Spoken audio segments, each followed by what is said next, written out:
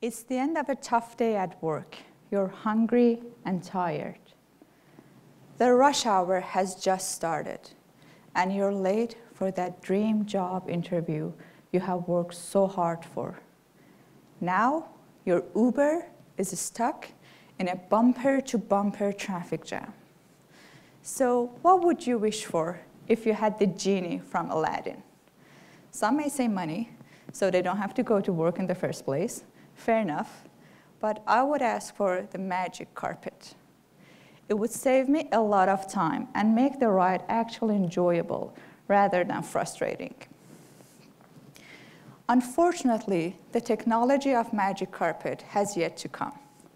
The good news is, though, we have currently 20 companies working on flying taxis. The concept of flying taxis is quite similar to Uber, but instead of cars, we have these advanced electric vertical takeoff and landing aircrafts carrying people around. All you have to do is to pull up the app on your phone and request for a ride. A car will transfer you to the nearest launchpad, and from there, you'll be sharing an aircraft with other passengers to another launchpad close to your destination.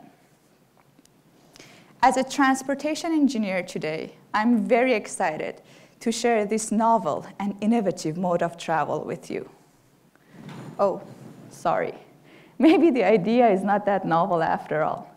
As a matter of fact, the first implementation of flying taxis date back to the 1960s with helicopters.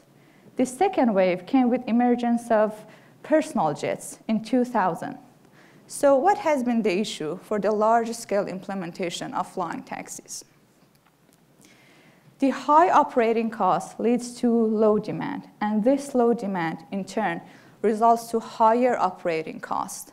Unless we have the flying taxis being operated in the most efficient way possible to lower these costs and increase the demand, the third attempt to operate flying taxis on large scale would fail again.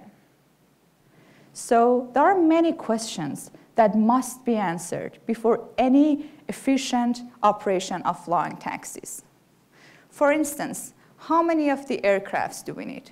1, 10, or 100? What about the launch pads? How many of those do we need? Where should these launch pads be located in a city like Chicago? Or when it comes to passenger, should we send them to the nearest launch pad with no aircrafts available? Or should we make them drive longer in traffic jam to get to a launch pad that has an aircraft ready to take off? And most importantly, how much time would these passengers save using flying taxis? And is it worth the money? As a matter of fact, manufacturing these advanced aircrafts, providing launch pads for them, and operating a fleet of flying taxis is quite expensive, and we cannot afford doing any trial and error to find the answers to these questions. That's where my research comes to the picture.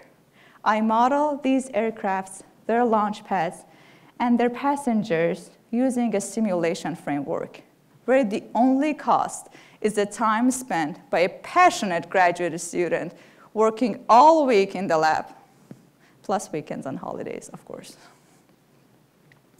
I wish I could tell you that my simulation frameworks has these tiny aircrafts with their little passengers on board flying all over the city. But the truth is, it's just thousands of lines of codes in a programming language like Python. I also use optimization models to address various problems that I encounter in my simulation framework. Take the problem of finding the best location for the launch pads in a city like Chicago. The goal here is to maximize the number of passengers being served and also maximize the profit that the operator is going to make. Given some limitations that we have, one of the limitations, for example, is the fact that I cannot make the passengers drive for 20 miles to get to the closest launch pad, where her destination is only 5 miles away. Additionally, there's a trade-off between the cost of Launchpads and the number of passengers being served. Higher number of Launchpads would serve higher number of passengers, but it would also increase the cost of the infrastructure. It could also lead to lower utilization per Launchpad, to the point that the additional cost of adding a new Launchpad is no longer justifiable. Aside from all of these theoretical challenges, the simulation framework and optimization models, hand in hand, it's such a magical answer to all the problems we have with flying taxis. Not really. The truth is, there are so much uncertainty. How are we supposed to model a system that does not exist yet? Take the aircrafts, for example. There are numerous prototypes out there, but none of them has been commercially produced. So what is the speed, capacity, or the battery range?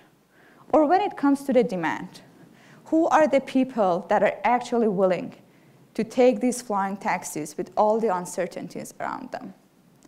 The truth is, we don't know.